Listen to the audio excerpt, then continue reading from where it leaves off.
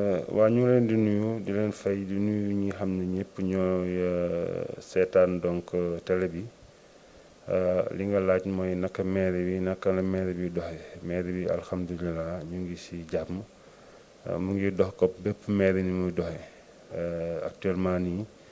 ñëpp xam nañ ne benn actualité rek moo fi nekk mooy mbas mi nag donc bi mu dalee maire yi ñun au niveau de la commune de Yoff comme ni nga ko wax le maire Abdoulaye Diouf Sarr ministre de la santé jiite ko am na taxawaay bu am solo donc bu ñu ci taxawee taxawaay boobu xam naa nañ ci ñëw ci kanam boo ci laajee waaye wax fa dëgg yàlla ñu ngi taxaw bu baax a baax les populations par rapport ak li xam ne mooy Covid 19 bi.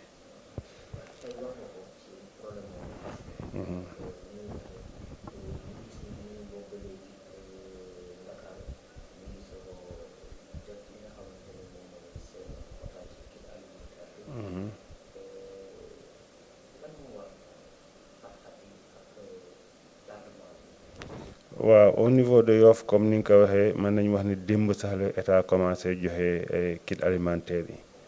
li nga wax lim du problème organisation la rek je pense que loolu moo tax ñu yéex a jot parce que fii ceeb bi ñëw na fan yële mais le préfet dana woon day xaar ba lépp mat léegi loolu mën na mais je pense que au niveau donc de l' état central ñi xam ne ñoo yoroon donc mbir mi ñoo amoon ay quelques difficultés jëm si manutentionnaire bi et tout ak loolu xam naa moo tax yi fi yéex waaye liñ ne lu jot rek yomb li ko olof yi waxee defe naa démb état bi donc commencé na joxe fële sa aéroport li xam ne donc moo ñëw au niveau de Yoff loolu bu ñu ko xaymawaatee Yoff dañu war a am 7060 familles 7060 familles yi 1802 yi donc ñoom ñu ngi doon am ñi xam ne ñoom la ñu wax BSF bu sécurité familiale ñooñu dañu daan am déficit les 5258 la kii waroon séddale les quartiers bi état ñëwee ñu waxtaan si ñun on avait fait des comités de quartier bu nekk ñu ne la montel benn comité boo xam ne maire moo dem monté ko àndax le préfet mooy comité bi délégué de quartier bi moo koy jiite waaye ASC quartier bi mu ngi si biir imam quartier bi mu ngi si biir bàjjenu gox yi mu ngi si biir comité gestion quartier ñu ngi si biir personne ressources yi ñu ngi si biir bu fekkee quartier ba am na école sax directeur d'école ba ñu ngi si biir loolu la arrêté bi waxoon ñun monté nañ donc comité yooyu ba ñoom liggéey nañ ba pare nañ seen liggéey jébbal nañ ko le préfet ba fi mu nekk actuellement au moment où je vous parle on a commencé à donner depuis hier au niveau de l'école aéroport commencé nañ joxe donc les kits non xam nga état mënul ñëw fii liggéey bàyyi maire yi parce que comme maire moo fi nekkoon les populations ñoom bi ñëwee associé nañ donc la mairie sur le processus et tout mais comme ni nga wax avant état joxe ñun maire yi léegi joxe nañ parce que ñun bi ñu demee sa quartier yi ba quartier bu nekk jox la sa quota dañ la waxoon defal une liste d'attente ñun dañoo foogoon ne jamono boobu état mooy jëkk a joxe ñu ne état bu joxee ba pare kat ñi defoon liste d'attente maire jox leen mais bu ñu toogee lu yàgg état joxewul maire ne donc moom na joxe en attendant état joxe donc li ñu la ko mën a waxee ñi nekkoon liste d'attente boobu ñoo jëkk a jot que ñii parce que maire joxe na 3600 familles donc yoo xam ne ku nekk am nga ceeb am nga diwlin am nga suukar au niveau donc de la commune et réparti donc sur l'ensemble donc des quartiers de la commune les 24 quartiers qui comptent donc la commune de Yoff cité nouvelle village traditionnel ñëpp 3600 familles daal jot nañ seen kit alimentaire boo xam ne jóge na ci Abdoulaye Diouf Sarr dem ci ñoom donc loolu def nañ ko léegi état nag mu ngi complété incha allah su état joxe ba pare on aura presque à Yoff 10 000 et quelques familles boo boolee lii état joxe ak lii maire bi joxe te 10 000 et quelques familles boo ko fi joxee ñi xam ne donc ñoo ko soxlaa woon war ko am xam naa ne ñëpp incha allah dinañu am. comme ni nga ko waxee je pense que ku ne comme ni nga ko waxee lébu wax culture wax ndëpp wax loolu et tout ndimbal moomu sax kon ni ma la ko waxee même prêtresse yi ak ñi xam ne ñoo yor ndëpp li maire dem na jàppale leen xam nañ ne seen activité tëb taxaw lépp fépp moo taxaw ñooñu tamit donc dañ leen di sant la communauté lébu. parce que la communauté lébu xam nañ ne seen doom moo jiite mbir mi mooy le ministre de la santé et de l'action sociale pas plus tard que hier oote nañ def ay ñaan yoo xam ne donc comme li nga ko wax ñaanu cosaan la démb dem nañ suñu cosaan donc def ay sacrifice def li ñu war a def ñaanal Abdoulaye Diouf Sarr ñaanal le Sénégal ñaanal Yoff comme ni nga ko wax suñu village traditionnel mbas mi man fi génn bu baax donc démb def nañ ko mais relation bi am entre donc kii bi ak donc la commune mën nañu wax ne relation bu étroite la relation boo xam ne ñu duggante lañ parce que xam nañ ne ñun dañoo gëm suñu cosaan te ñu ngi appliquer li nga xam ne donc mooy cosaan au niveau de la commune. Je pense que donc vous avez très bien dit Yoff est bordé donc de plages parce que comme ni nga ko wax c'est mën nañu wax ne les plages autorisées au Sénégal parce que c'est à Yoff à la baignade et que comme ni nga ko waxee bi presque ñu ngi jëm vers l'été tàngaay baa ngi dugg ce sont des plages qui sont très fréquentées. Pas plus tard que donc la commune ce qu'il peut faire c'est que la sensibilisation parce que donc tout ce qui est police et ça c'est l'État ça dinaa si ñëw mais on a sensibilisé nos jeunes on a parlé avec les pêcheurs pas plus tard que dimanche le maire rencontrait les quais de pêche de Yoff de Ngor de Ouakam de Soumbédioune et de Yara pour sensibiliser les pêcheurs davantage parce que si on parle de quai il y a un rassemblement là-bas les gens viennent acheter du poisson et tout ça donc là donc on a une zone de rassemblement. Le maire donc appelait ces pêcheurs-là pour les donc sensibiliser par rapport au Covid et tout. De là aussi donc on a sensibilisé nos jeunes parce que les plages sont fréquentées par les jeunes. On a demandé au sous-préfet des Almadies qu'on félicite de passage, il est en train de faire un très bon boulot. On l'a sensibilisé donc pour qu'il demande donc la brigade de la FAR de venir donc au niveau de la plage pour dissuader donc les jeunes. Récemment, on a vu que donc un arsenal de la police au niveau donc de la plage avec donc des chevaux et tout pour dissuader les jeunes. Mais je pense que les jeunes doivent s'autosaisir parce qu'on est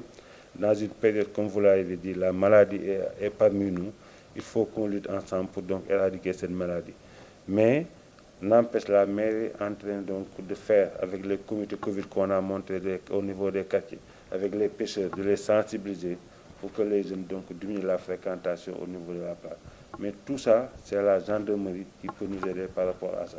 Et qu'ils sont en train de faire des descentes au niveau donc de ces places pour dissuader donc les jeunes. Je pense que le président l'a fait, ça a venu à son heure, parce que comme vous le savez, toogoon nañu benn instant dëkk bi dafa mel ni ku tëju woon parce que tey jii suñu continuer woon loolu éclatement mën na am ci yeneen secteur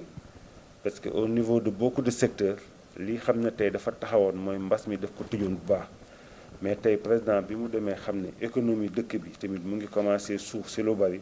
l'année naa allégé un peu pour nit ñi ma delluwaat tamit seen activité yenn yi tout ça mais comme ni mu waxul ne par exemple damay tijji rek pour gars yi maladie bi gën a dugg li xam ne am solo mu def ko mooy que tijji na mais fi mu nekk nag les populations ñoo war a jël donc le bras en main mooy que ku nekk na jàpp ne feebar bi mu ngi si ñun naa ko moytu nan laa koy moytoo parce que kër docteur am na lu ñu wax mooy que dañ nañu feebar bi mu ngi si ñun mais ni lañ ko mën a moytu les mesures barrières mooy les masques comme ni ñu def nii ku nekk takk masque essayer di raxasu say loxo ba mu set bu fekkee yaa ngi zone boo xam ne am na gel nga jël gel loolu tey population yi ñoo war a mën a xam ne dëkk bi mënul tëju à tout moment parce que bi mu tëjoo gi nga nit ñi commencé woon nañ sonn yaa ngi gis ñu ne transporteurs yi ñu ngi jooy fii ñoo xam ne amuñu dépense amatuñu ñu ne par exemple tailleur yaa ngi fii ku nekkaa ngi wax secteur bu nekk demoon nga ba yëf yi sonal la moo tax président ne donc naa ubbi sama njaboot mën a dem liggéeyiwaat mais virus bi tamit samay njaboot jëlaat les mesures barrières pour moytuwaat ko donc li ñuy wax nit ñi rek mooy ñu respecté li xam ne waa kër docteur wax nañ ñu ko mooy jël ces mesures barrières parce que bu ñu ko defee rek xam naa feebar bi mën na fi gaaw jóge rapidement. Rassemblement donc ont été interdits au niveau donc du Sénégal je pense que pour le moment donc c'est prématuré de parler de nawetaan parce que comme vous le dites que nawetaan c'est rassemblement parce que donc si on dit un match de football entre par exemple deux quartiers qui sont côte à côte et tout ça c'est sûr que donc le stade sera tellement plein et que donc il faut qu'on évite de faire ces rassemblements donc je pense que cette année pour moi si on est dans l'impossibilité d'organiser donc des nawetaan mais n'empêche on peut organiser beaucoup de choses par rapport à ces équipes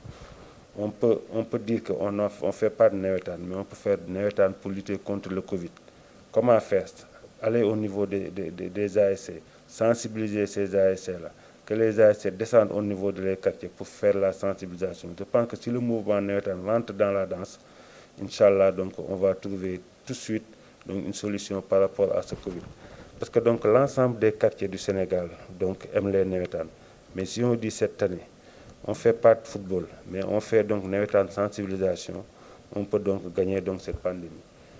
comme ni nga ko waxee tamit stade Yoff bi je pense que donc ñu ngi si ñu ngi féliciter le maire Abdoulaye Diouf Sarr parce que stade bi bu muy commencé